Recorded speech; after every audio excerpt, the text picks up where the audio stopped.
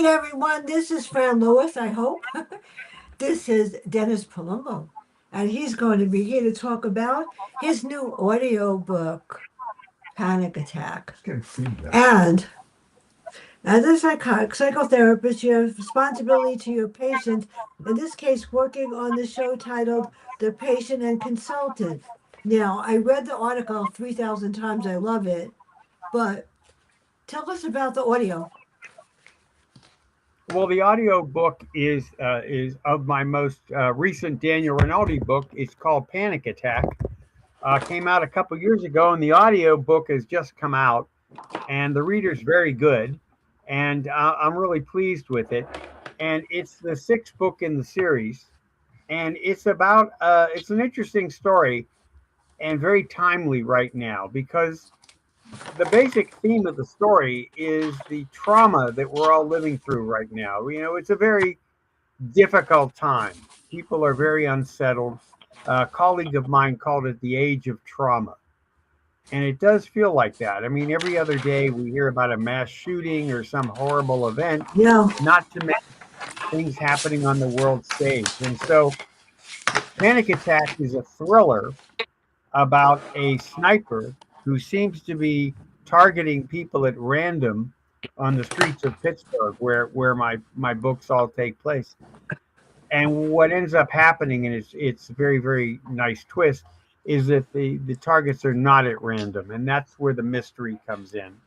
My lead character, Daniel Rinaldi, Hmm. this is like I said, the sixth book, is a psychologist who specializes in treating the victims of violent crime, those who survived the carjacking, the bank robbery, whatever, and are traumatized by the event. They still have the symptoms we tend to associate with PTSD.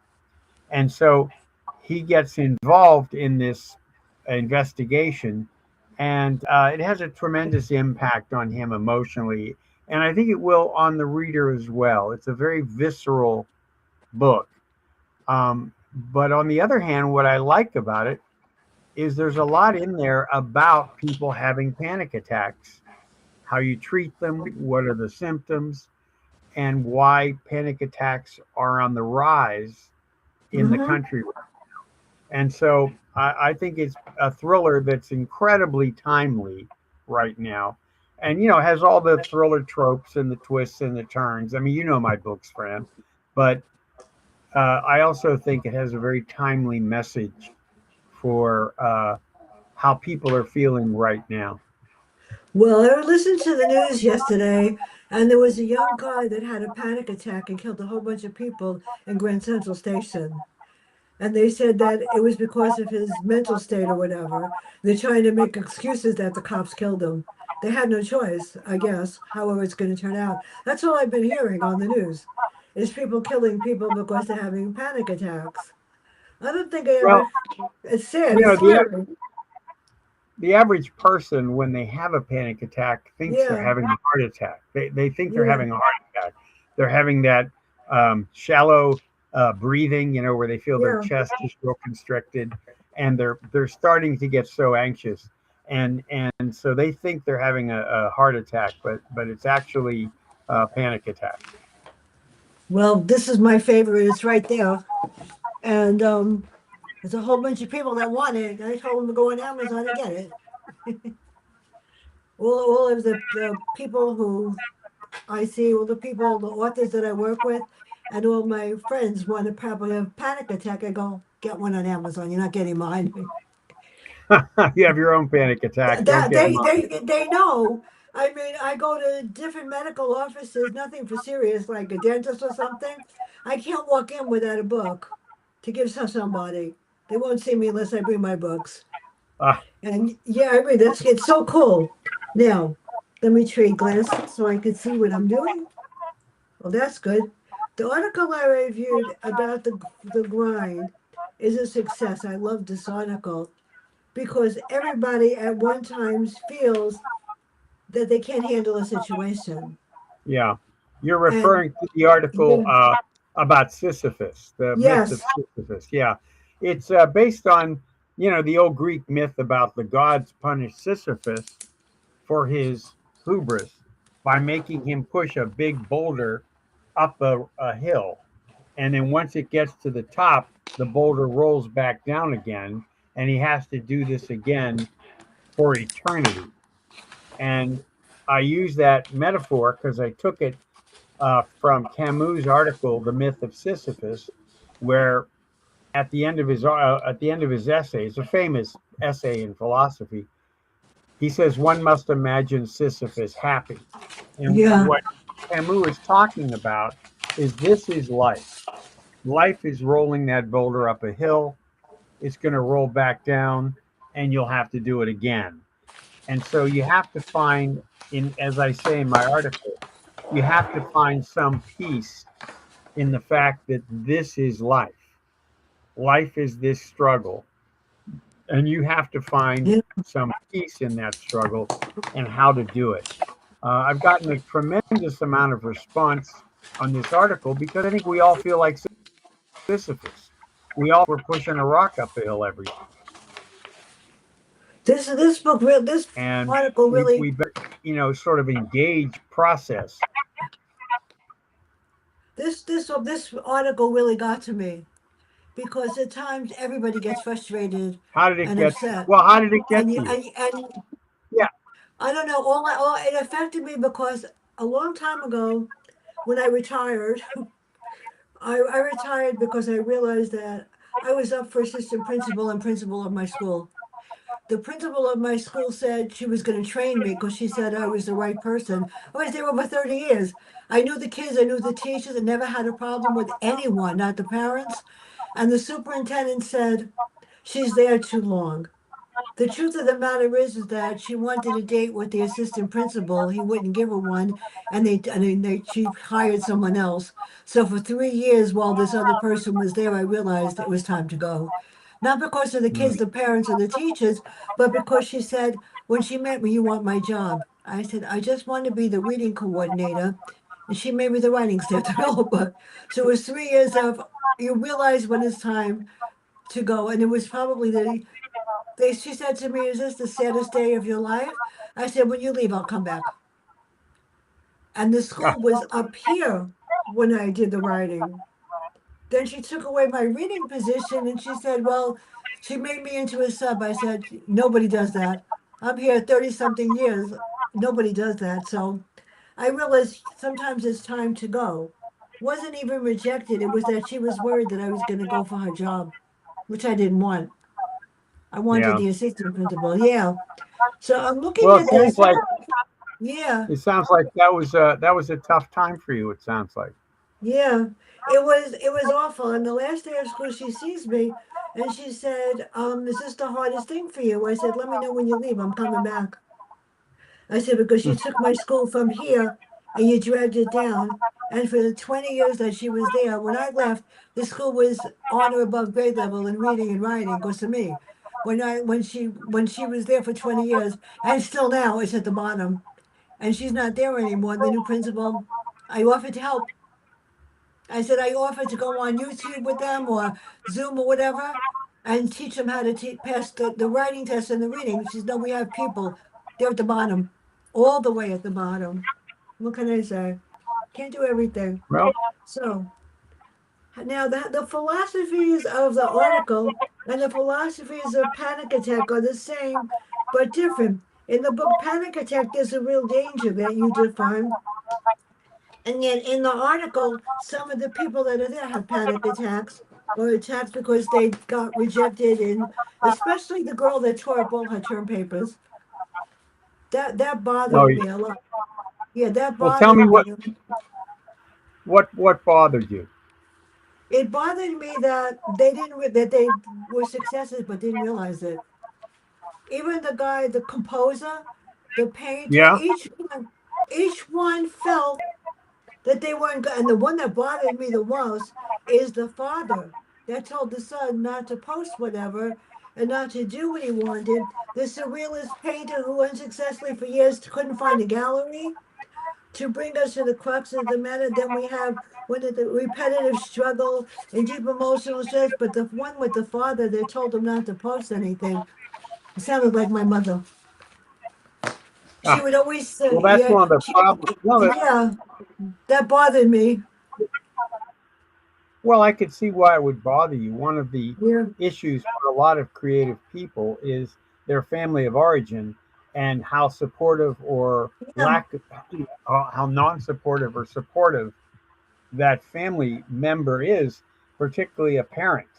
When someone is struggling, like that painter was struggling, it sometimes reaffirms the belief that, oh, I'm not adequate. The yeah. problem is me. And what I always say to creative people is work the problem. Don't make yourself the problem. If you're trying to write or paint or compose music and it's a big struggle, it's a struggle because being an artist in a commercial Yeah. marketplace is hard. It's hard on anyone. And I think it's important that you see it as your job is to keep going. The hardest part about any creative endeavor, and I think this is true of life, especially in times like, is to keep going. Your instinct is to go, oh, what the hell? I'm never going to make it, or this isn't going to work out, or why would they hire me? Whatever you think, that meaning, that feeling you have of inadequacy usually comes from way back in your childhood and is part of the mythology that you carry forward into your life. But the reality is, every achievement you're going for is hard. And so it's not a message about you that's hard. Mhm. It's hard because it's hard. You're giving them you until you is what they want. That's the way I look at it. Just keep giving them you until you is what they want. And sooner or later, in my experience I've been in practice 31 years, Fran. And in my experience, if you don't give up, sooner or later, you make it. The key, like Something I learned that the Sisyphus, first year I was teaching. rolling that rock. I'm I sorry, know the I didn't first year, understand what you said. in the first year I started to teach was an experience. I wasn't even 18 years old when I started teaching sixth grade. Wow. And I walked into the class, and holy God, these were 13-year-olds. It was a stacked deck. My principal literally wanted me to fail. It took me about 3 weeks, and then somebody said to me, "You're in charge. Get them." Oh, I did. Of course, I did something that was totally against the rules, but I didn't care. They knew a lot of bad words. I knew more. So I put them on the board, the ones that are in the dictionary. I said, "Could you tell me what these words mean?" And they go, "No." I go, "And then I could use That, them." that's hilarious. That's a very funny They were, story. oh, it was so funny. And they looked at me and I said, "That will be the last time that you get even with Miss Swerdlove, because open school is tomorrow. Watch me get even with you." I had Yeah, 3 sets of report cards, and the parents, here I was, 17 years old. They sided with me. I couldn't believe it. And after that, I never had a problem in all the years I'm there, ever, until that last year with that principal. I never had a problem with the kids, the parents, because I realized you're in charge. So this book, I love Daniel Rinaldi. You got to write another one. You're not done with him yet. well, Uh, six. I've written 6 books in the series, and yeah, people always say to me, "When are you going to write the next one?" yeah. And I When's the always say, next "Well, one come? pardon me. So why did he get asked to investigate the sniper, and how did you create the role How in did I Panic come up with?" Attack? Well, In Panic, the story in Panic Attack came to me yeah. because I've been reading so much about mass shootings in the country, and particularly that guy in Las Vegas who was shooting people from his hotel room. And I thought, one of the things that makes a sniper or a mass shooter so terrifying is it comes out of nowhere. You're walking down the street on your way to work or on your way to Mhm. lunch, and you have no idea that the next moment could be your last. And what I wanted to do in Panic Attack in the book will show an entire city gripped in panic. The whole town panicked because they don't know what's going to happen next. And I think, to be honest, it reflects how we all feel now. We get up in the Yeah. morning, you turn on CNN, and God knows what you're going to see. You don't know what's going to happen next and what horrible thing you're going to read about, or some Yeah. catastrophe is becoming, or some, war is going on that you don't understand. And people feel more and more powerless in the face of that. That's why I think it is an age of trauma, that people are starting to have a lot of PTSD symptoms, where they're anxious all the time, they're worried all the time, they expect the worst all the time, they're very vigilant when they go out the door. What the heck's coming? Is a rock going to fall on my head? And so I think that what I tried to do in the novel, even though it's just a regular thriller, but I tried, the theme of it is how anxiety producing such criminal acts are, such acts of violence that seem to come out of nowhere, and how we're all now in a kind of state of wariness. Like I said, in the old days, I used to wake up in the morning and I never worried that if I turned the TV on, some catastrophe was going to be on the news. Hmm. Well, now we think that. Now you turn on CNN in the morning with your cup of coffee, and you assume there's going to be some catastrophe that you're going to have to look at. And I think that's what's going on with people now, Yeah. which is why there is a rise in anxiety and depression. Yeah, I know. My friend, every morning she texts me, "Oh, my television's broken. I got a new one yesterday. How am I going to get it to work?" I said, "You call the person that delivered it. You call the company, and they explain to you. I don't know how to do it. I'm stupid." All her life, she's been told that she's not smart. So she actually believes it. I said, "Look, I can't change your mindset. I can only tell you how to do it." I did tell her how to do it. She said, "I have to get somebody to help me." I said, "It's not that difficult to take the model of the TV and put it in your remote control, press on." I can't do that. I said, "Then call your son. He'll tell you how to do it." There are a lot of people like that that I mean, it's really sad. Expectations, people expect things. My mother told me that if it wasn't perfect, don't hand it in. And there were times I got 99 on a test or 98 on a composition, and she made me write it over. She said, "It's not 100." I said, "So what? It's still an A. I'm a perfect A student." Yeah, it was never, my sister, my brother, never, just me. So in the article, the book expectations play a role. In the grind, each person has their own definition of success and different reactions. So how do you take a person that really wants to become an actor, wants to become a writer? How do you restore their confidence? I mean, I look in the mirror every day and I go, "I'm smart, I could do that. Don't worry about it. I got this." You have to have that feel. How do you restore the confidence of the people that you wrote about in this article? Well, the thing about confidence is, Yeah, people, I think, misunderstand it because they think confidence means, oh, you have no fear, yeah, you have no anxiety, you're just like a bullet, you're just going. My experience with my most successful patients uh-huh, is they're still struggling. They still coexist with anxiety, worry, fear, self doubt. What makes a person succeed is not confidence necessarily, but hmm, the belief that even with all of those feelings don't predict the future. If an actor has stage fright, let's say they're in their dressing room in the afternoon and they have stage fright because they have to go give a performance that night. Well, they're so anxious they might even throw up. They're so anxious. They have such stage fright, and then they go out on the stage and they give a great performance. So hmm, obviously, their stage fright did not predict a bad performance. They think it does. And so the key to confidence, whatever confidence means, I've never been confident in my life. I just coexist with whatever neurotic fear or anxiety that I have. I assume it's just part of who I am. I'm a big believer that you feel the fear and you do it anyway.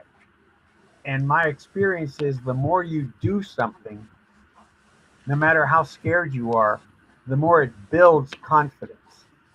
It To does. me, confidence, it does not mean no fear or no worry. It means you're able to do the thing while you're afraid and while you're worried.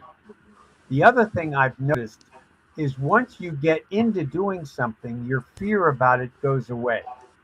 In other words, if you're anxious about pitching an idea to an editor, 5 minutes into the pitch, you forget you're nervous. Now you're just trying to tell them a story. My experience is action precedes motivation. You're much better off to just do the thing, even if you're anxious. And after a few minutes, your skill set takes over. Your, your talent takes over. Your ability to do the thing takes over. And all of a sudden, you're doing fine. It's sort of like going to the dentist. Nobody wants to go No, there. no, And don't then remind 5 minutes me. into the chair, That's tomorrow. oh, well, what the hell, here I am. So I think you want your listeners and your viewers not to think, Yeah. well, I can't go forward unless I have confidence. I think the exact opposite. I think you go forward and confidence comes to you as a result of your struggle with your anxiety and fear.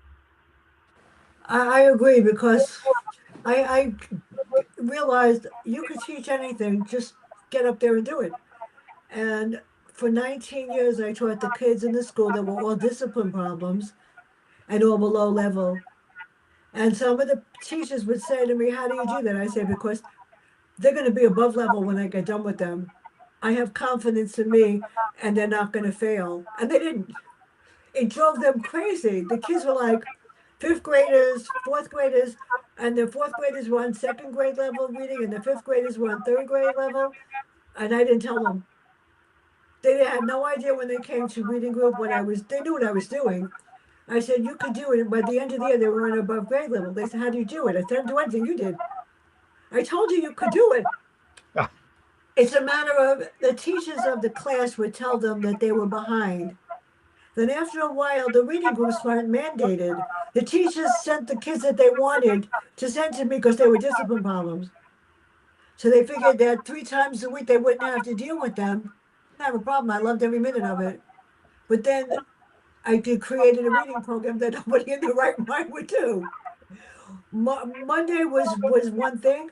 Tuesday was comprehension, and Wednesday was whatever you want to read. Tell me. So I learned a lot about wrestlers and uh, singers and art and anything they wanted to learn. And I looked it up. Of course, it cost me paper, but you know what?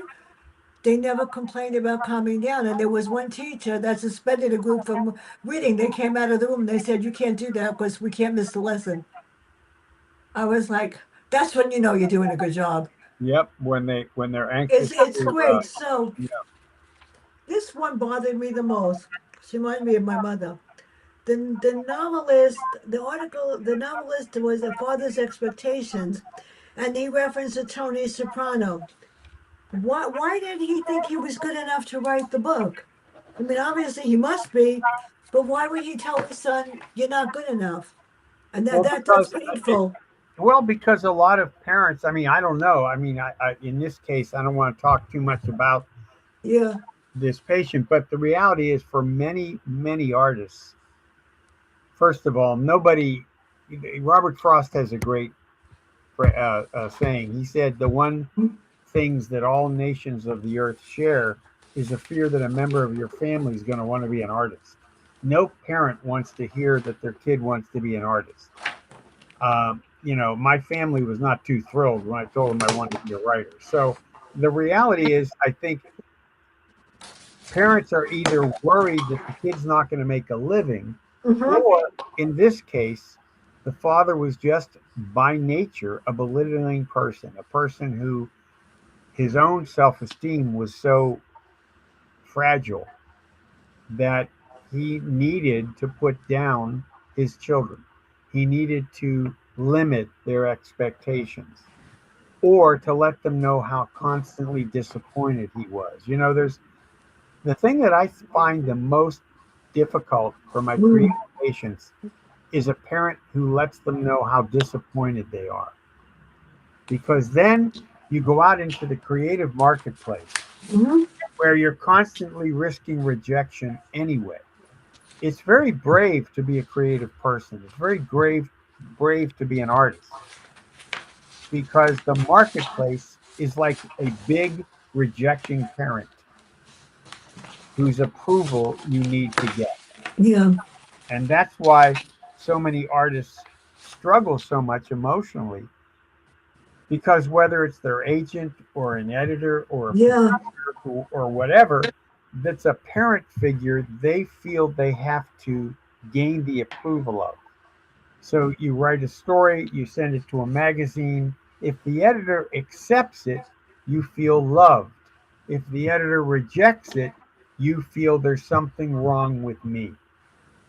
And so you put the editor, the producer, your agent, all these people Yeah. represent the marketplace. You put them in parental roles.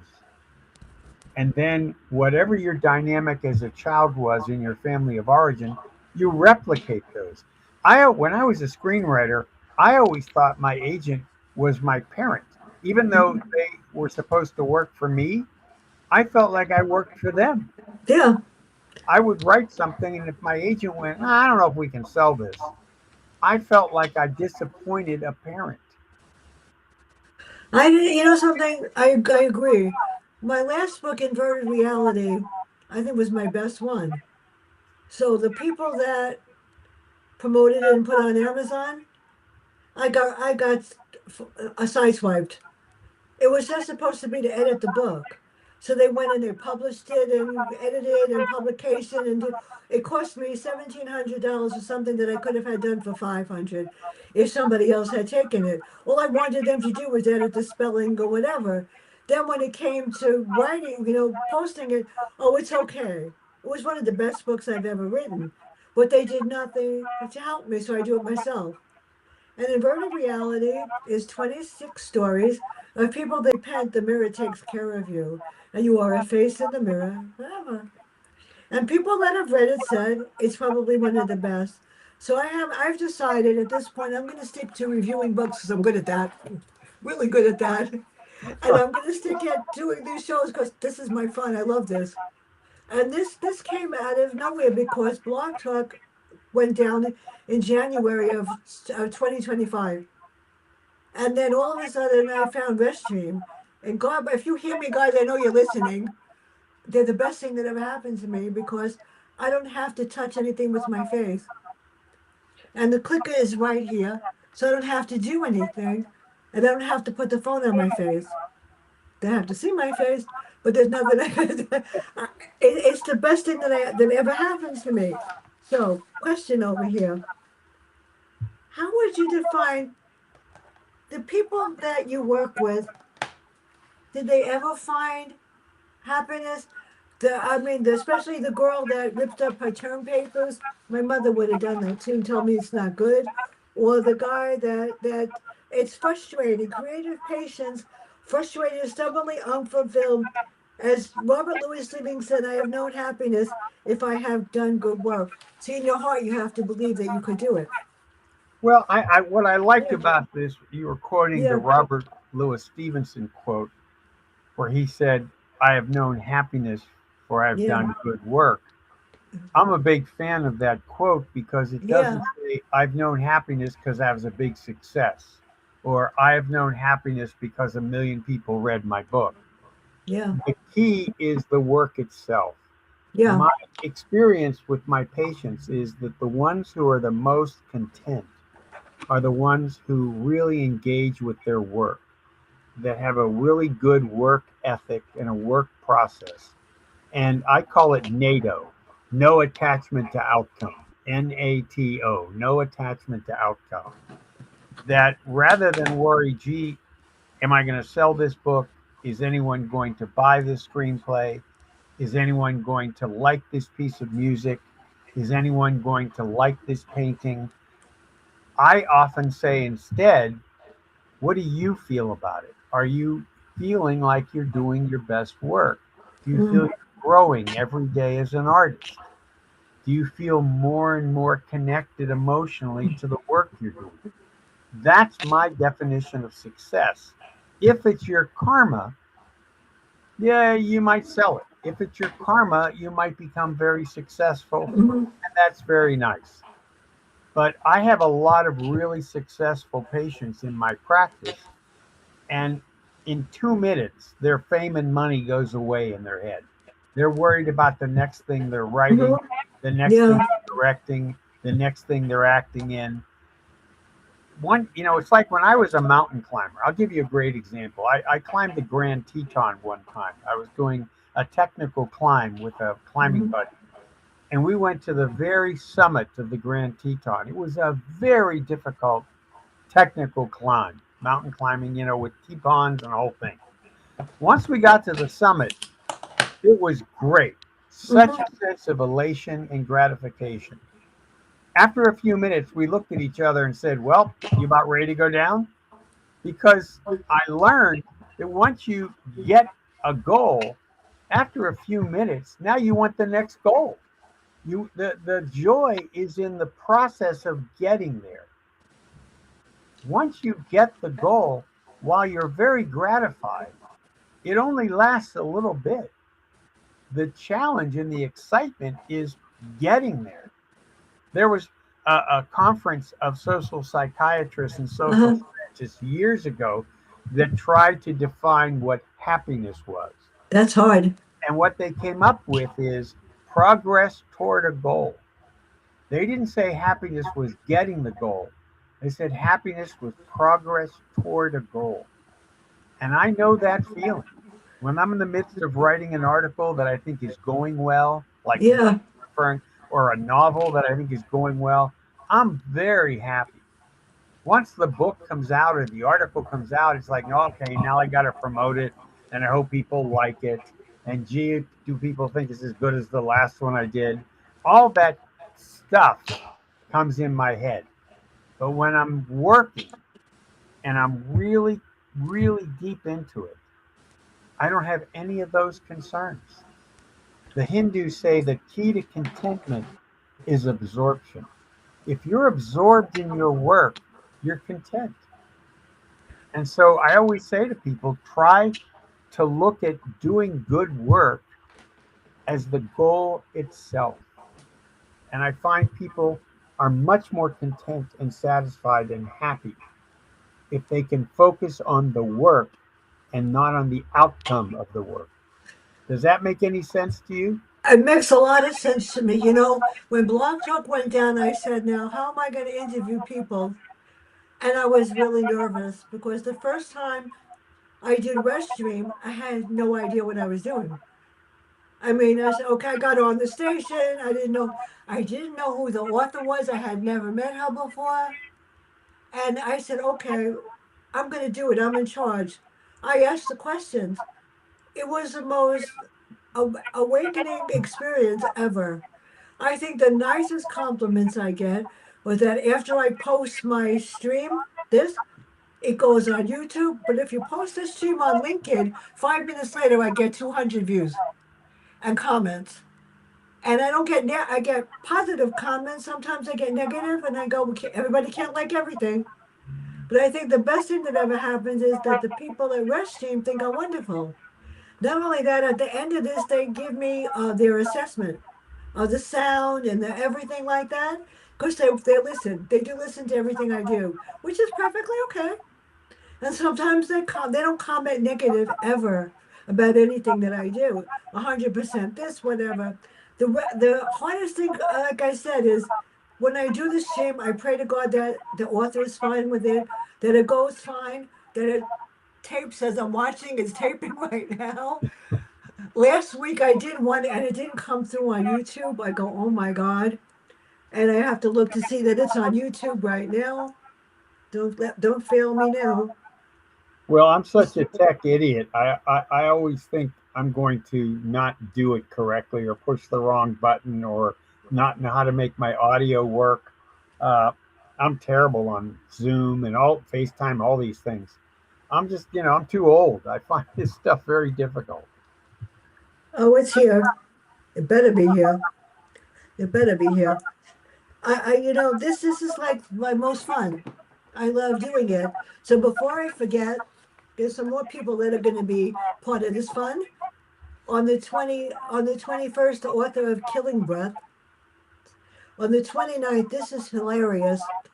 The guy wrote a novel about the character buys a lottery ticket, but the lottery ticket he didn't put his name on it, and he can't prove that it's his, but he gave him the 50 cents to buy it. The lottery ticket came in for $40 million. Oh my God. Yeah, so when he spoke to his friend, he said, "I don't know what you're talking about, and you're fired, and you never bought it." The whole story worms around. The guy has an accident trying to go after him. At the end, watch what he does to get the lottery ticket, and watch what happens to the guy that tried to stick it to him. It's hysterical, and yet you wonder, what are you going to do with the $40 million? At the end, he helps a young boy get his goal that would normally never go. It's a sad book, but yet it's funny. It's happy. On the 5th, if you send Alan Jacobson is sending his new one for me. On the 18th, Tiffany Warren, Harlem Wedding, and on the 21st, Joe Clifford, Skeleton Theory. They're all on Facebook, and Joe Clifford just texted me and said, "I'm sending you another one." And Russell Camilleri sending. I can't believe it. I'm getting this is probably the nicest compliment when an author emails me and says, "Will you review my book?" I Yes, go, it's a great compliment. Well, uh, I always like the notes you send me when "Yeah, you've read something of mine because I realize you've given it a lot of thought, and I yeah, always you have to." appreciate that. But my favorite thing is when you send the articles because it's not a book; it's about something that I learn about. So Well, and that's the this one, thing. I try to make the yeah, articles. Yeah, you're referring to this new column that I do for Psychiatric Times, and I talk about the things that yeah, people worry about. I talk about writer's block and procrastination. that's the hardest thing. Yeah, and I think every artistic person struggles with Yeah, blocks and anxiety and procrastination, particularly now. I mean, again, the thing that's so fascinating about nowadays is there's so many, disturbing, upsetting, discouraging things happening in the world that a lot of the artists in my practice go, well, does it matter what I'm doing at all? Why does it matter that I'm writing a novel when the world's falling apart? Well, because the world needs that novel. We've never needed storytellers more than yeah, at a time when the world feels like it's sideways, when it's going out of control, when we don't like what we're seeing on the news or we don't like how it feels to be, in the culture right now. Storytelling reminds us of our common humanity. It's yeah, very important that at times of great stress in the world, that writers, actors, directors, painters, composers, everyone really deeply leans into their work because uh, we need it. We really need that work. We need storytelling more now than ever. all I know is that when I feel stressed out, I take a book and I Yeah. read it. And all of the books I'm reading now about Iran, Well, all of yeah. them about Iran, and it's the past and the present. They're all about Iran. I know more about Iran and the war than anybody else does. My nephew spent time there too. I was so nervous until he came home, but that seems to be the main thing. And of course, on the news, Vance never got the deal with them. Oh well, what do you expect? But it's sad. Everybody's so focused on the negative that they haven't realized that there's a lot of happy things going on out there. It's Well, a that's the beautiful other world thing is, out there. yeah. Well, that's the hard thing is that art, Yeah, if nothing else, good art makes people happy. If you read a story where there's a character who's similar to you, relating to that character makes you feel less alone. And you feel like, well, my struggles are like their struggles. Other Yeah, people feel like me. And that relatability, the thing that makes us feel our common humanity with others, is one of the great gifts of storytelling. And that's why it's important we do it. Even if all you're doing is writing some silly sitcom, if it makes a person happy and releases them that's from right. their worries for 20 minutes, you've done a nice service. It's my sister. I miss my sister on Passover, Hmm. and her death is under suspicion. It's scary, and I knew she wasn't. I knew she was still alive, but her husband pulled her life support right in front of me, and there was very little. I did a lot. I can't say on the air what I did, but I did a lot to try to prevent it. So I wrote a poem on my Just Reviews, my new website. It's called Just Reviews on WordPress with Fran Lewis, and it's beautiful. Um, Gina from Partners in Crime created it. It's absolutely perfect. It's beautiful, and I posted a poem about my sister because I miss her, and people are reading it. And the greatest compliment is when I get somebody that reads it and says it's good. If they don't like it, I don't really care. I'm not doing it for you. When I post a review, or a stream, or I'm going to post this on my website, or I post a book or a book review, I'm only the person I have to please is the author and the publicist, and I have to be proud of what I wrote. But I've never written a negative review ever. I won't, because if I don't think the book is at least three and a four stars, I won't review it. I'll just write a summary because there's enough negativity in the world. Well, that's So why I like the fact you did that poem about your late sister. yeah, my sister, yeah, Perfect example of what I was talking about, where you yeah, take your feelings and transform them into an artistic expression yeah. that other people can relate to. And it bonds us as people together. It does. And my niece and my nephew, it's amazing. I haven't heard from my brother in a long time. That's a whole other nightmare. But my niece actually sent me a happy Easter, happy Passover. I said, and I was just thrilled that they recognized that I was there. And there were my four young nieces. One that works in a psych ward. She's a unit case manager in a psych ward. She loves every minute of it, and she loves the kids. And then there are the other three are in property management and consumer selling. And I'm so proud of them. What's really great is that they ask me what to do if they're not sure. And they said they because they cheat because they don't have my sister. And I said, my niece and nephews, they're great. You take care of it. If there's a problem, anything, they don't know what to do. They ask me to do it. I said, but it's up to you if you're going to listen. I can't tell you to do what I tell you to do. I could just tell you what I think, and they usually listen because they think I know what I'm doing. Everybody's good, but so what's next for you? And where can everybody find out more about you and your work? And when am I getting the next article? When are you getting the next article? Well, I just wrote it and sent it in. Oh, And good. but there's the turnaround sometimes at Psychiatric Times. It's the turnaround sometimes a week, 2 weeks, 3 weeks. So, but it'll be sometime in the next couple of weeks. I'll send you Oh, another. goody. Yeah, people can find out about me. Just Google me, Dennis Palumbo, because all my articles and interviews and stuff are there. And you can also learn about my Daniel Rinaldi books. They're all available on Amazon.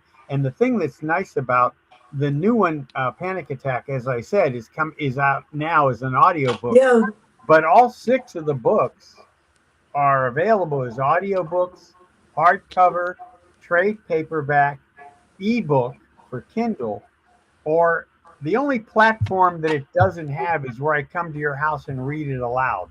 But I'll do that if the price is right. But that's the only that's format. hard. Other than that, you can if you like to listen to books. I've been very lucky. I have very good narrators on all my novels, and so You can get audiobook versions of all six of the Daniel Rinaldi thrillers. They're award-winning mysteries. I recommend them highly if you like thrillers that are very intense, very suspenseful, and have a lot of twists and turns. Let me just end the stream. I'm doing that.